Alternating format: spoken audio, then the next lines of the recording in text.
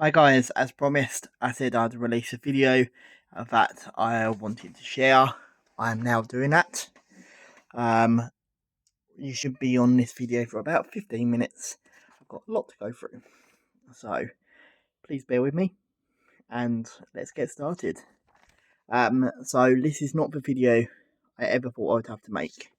For a long time, I actually enjoyed working with Acute Medical Services, the company we're going to talk about today. I believed that they cared about patients, about safety, and about staff who had worked for them, as they call themselves a family company. They are based in Southampton in Ashchurch. They're run primarily as a CQC medical company. They do sausage and cider festivals, which we'll get onto. And I was one of the team leaders for the company. But what I've experienced, what I've seen in my own eyes, and what I've been through personally shows a very, very different picture with Acute. Acute Medical Company, I'm going to call them Acute instead of Acute Medical Company for short, is a company in my eyes that has cut corners, ignores safeguarding, abuses staff, myself included, which we'll get onto, risks public safety. And to me, it's now time the truth has come out. Because the truth shall be released, and the truth will be bite them in the arse, because some of the things that they've done is not right. So chapter 1, what we're going to start is DBS failures. So DBS failures, for anyone who don't know, a DBS is a criminal record check that has to be done on anyone who starts employment with you, especially in medical field, for the majority of patients that need to be safeguarded, especially children, and especially adults. Any medical company, before you start work for them, should have to have a DBS check. Now, this is what we're going to get onto. Safeguarding. On the 21st, 22nd, and 23rd of June, Acute Medical Services run an event that I was on in Southend. Now, I've been DBS'd myself for quite a long time. I'm on the update service. Acute Medical Services, they sent out a member of staff to treat patients without a valid DBS check. This DBS wasn't cleared until 28th of June 2025. So, for context, that member of staff worked on the 21st, 22nd, and 23rd of June. That means 3 entire days of public events. Patients, including children and vulnerable adults, to which there was roughly about 30 patients that day, were being treated by someone who had not been properly vetted. That is unacceptable. So DBS checks are not optional. They're there to protect the public. They exist to prevent exactly this situation. Without one involved, you simply just do not know who you're putting in front of vulnerable people. They could be anyone for all you know. Like, we don't know what a person's like, and I've got the DBS to prove it, which I will put literally in at this precise moment. Acute Medical didn't care. They just wanted staff out.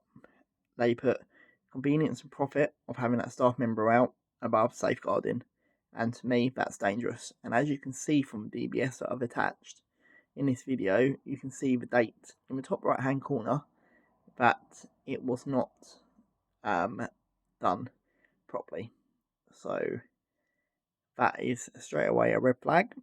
I've hidden the name of the member of staff, but I will provide to CQC the original one that shows when the actual DBS was done. Going on to chapter 2.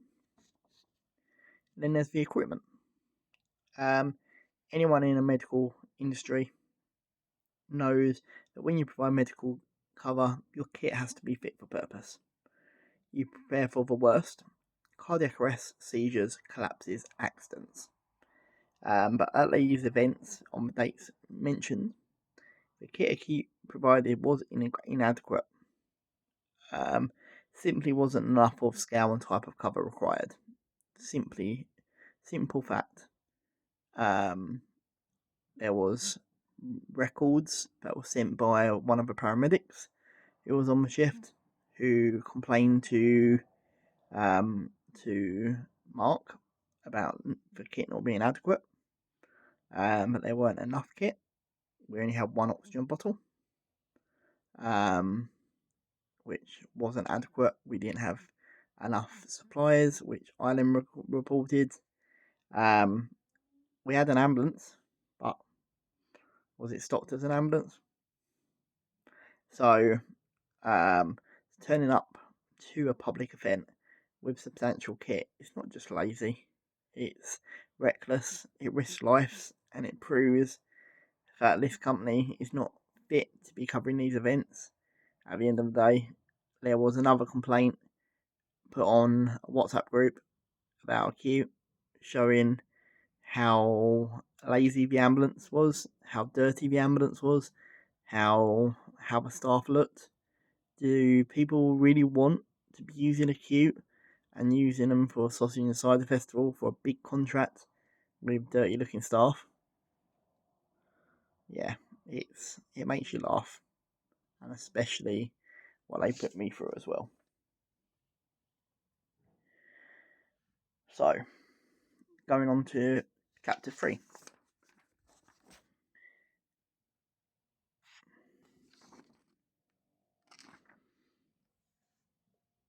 Which I entitled Paperwork Lights. Medical paperwork. If people don't know who don't work in medical paperwork is a legal record.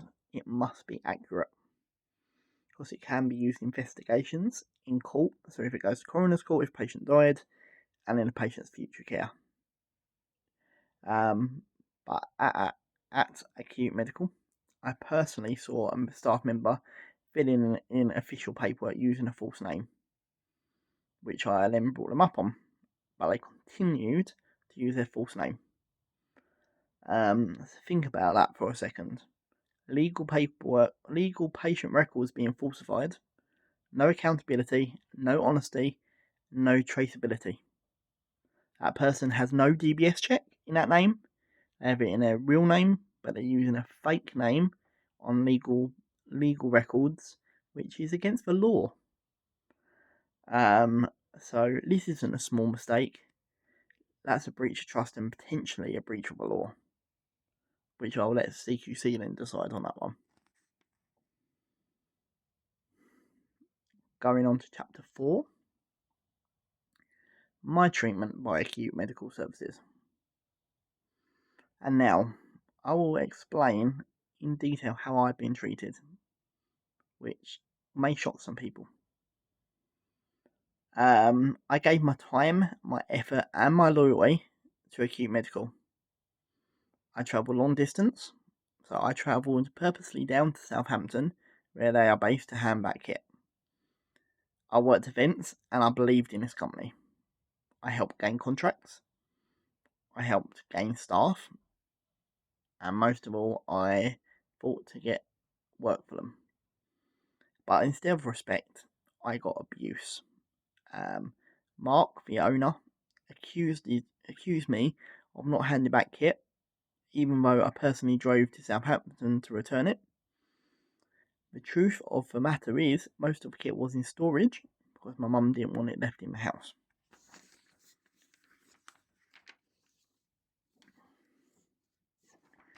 But Mark didn't care about the truth. He called me every name under the sun when I arrived into Southampton to meet him at Southampton Central train station, including a word that I can't say on YouTube because it may get me banned, but it began with C.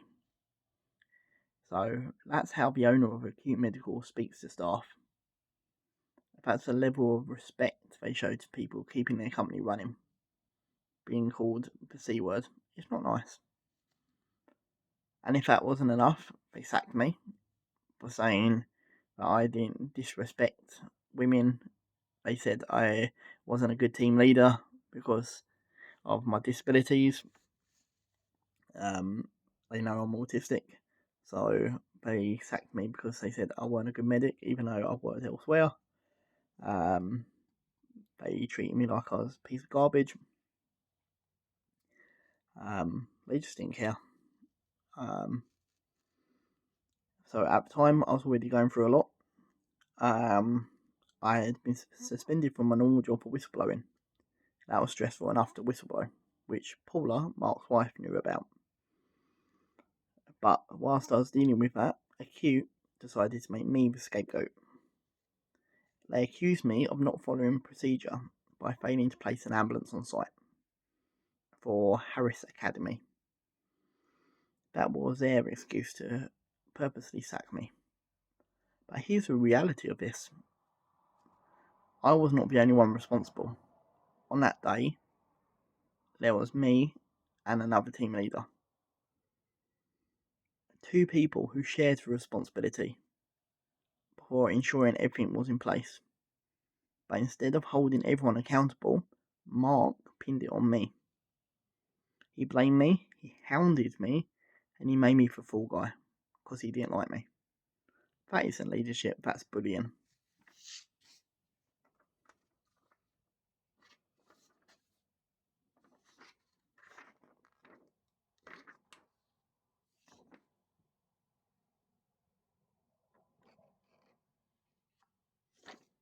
Sorry, I'm just trying to find my next page. So let's put this all together, shall we, on closing. They allowed a staff member to treat patients without a DBS, which you guys have now seen. They turned up with inadequate medical kit. They accepted false names on legal paperwork. They abused staff and accused them of lies. And they sacked me unfairly, making me the scapegoat whilst ignoring their own failures. This isn't a single mistake.